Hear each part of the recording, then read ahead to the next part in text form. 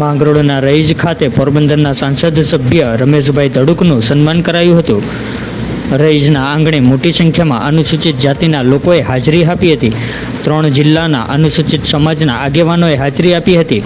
આગેવાનો દ્વારા શાલ ઓઢાડી અને ડૉક્ટર બાબા સાહેબ આંબેડકરની પ્રતિમા આપીને રમેશભાઈ ધડુકનું સન્માન કરવામાં આવ્યું હતું.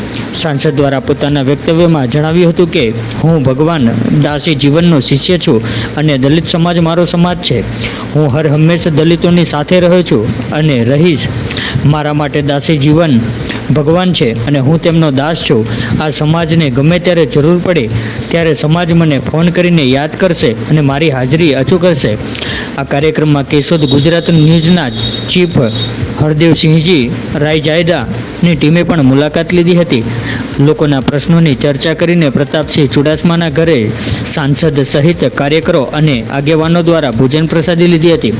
જ્યારે કોરોના મહામારીમાં અને માંડવીની સિઝનમાં પણ ટૂંકા સમયમાં ફોન કોલથી ભેગા થયેલા તમામ અનુસૂચિત જાતિના ભાઈઓ હાજર રહીને સાંસદ રમેશભાઈ ધડુક, કેશોદ ધારાસભ્ય દેવાભાઈ માલમ, માજી ધારાસભ્ય ભગવાનજીભાઈ કરગઢિયા, માજી ધારાસભ્ય અરવિંદભાઈ લાડાણી, વંદનાબેન મકવાણા સહિતનું સન્માન કરવામાં આવ્યું હતું અને સમાજના લોકો મોટી સંખ્યામાં હાજર રહ્યા હતા. તે બદલ અનુસૂચિત જાતિના પ્રમુખ જયંતિભાઈ ચાનપા અને ભાનુભાઈ પરમાર દ્વારા આભાર વ્યક્ત કરવામાં આવ્યો હતો.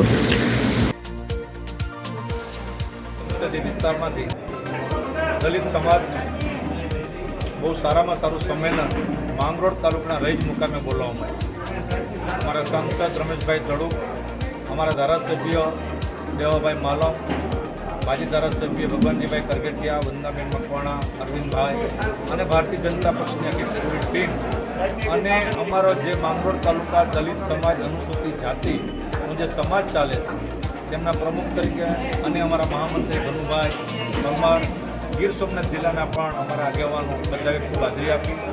દલિત સમાજના જે પ્રશ્નો હતા વર્ષો જૂના કેન્દ્રના અને ગુજરાતના તે ધારાસભ્ય દેવાભાઈ માલમને અને કેન્દ્રના પ્રશ્નો જે હતા એ રમેશભાઈ ધડુકને સપોર્ટ કરવામાં આવ્યા અને આગામી દિવસોમાં કોઈ પણ જે પ્રશ્નો હશે તેને વાચા આપવા માટે રમેશભાઈ ધડુકે બાંયધરી આપી છે. એ બદલ આજે અમારા સમાજના આગેવાનો બધા જે અહીંયા હાજરી આપી તે બધાનો આભાર માનું છું, પત્રકારોનો આભાર માનું છું અને ભારતીય જનતા પક્ષનો આભાર માનું છું. જય હિન્દ, જય હિન્દ. આજે દલિત સમાજે તમને આમંત્રણ આપી પ્રોત્સાહિત કર્યા, શું કહેશો એના વિશે?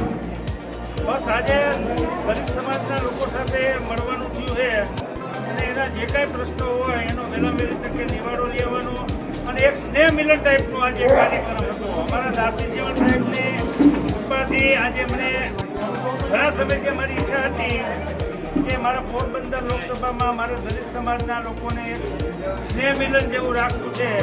એ સ્નેહ મિલનના ભાગરૂપે આજે આ માંગરોળ ખાતે રઈસ ખાતે એક સરસ મજાનું આયોજન કરવાનું આવ્યું છે અને દલિત સમાજના બધા લોકો મોટાભાગના હાજર રહ્યા હતા અને જે કાંઈ એના પ્રશ્નો હશે અને ભાજપમાં બધાનો વ્યાપ કેમ વધે, વિશ્વાસ કેમ વધે એ બધી આજે ચર્ચા કરવામાં આવી.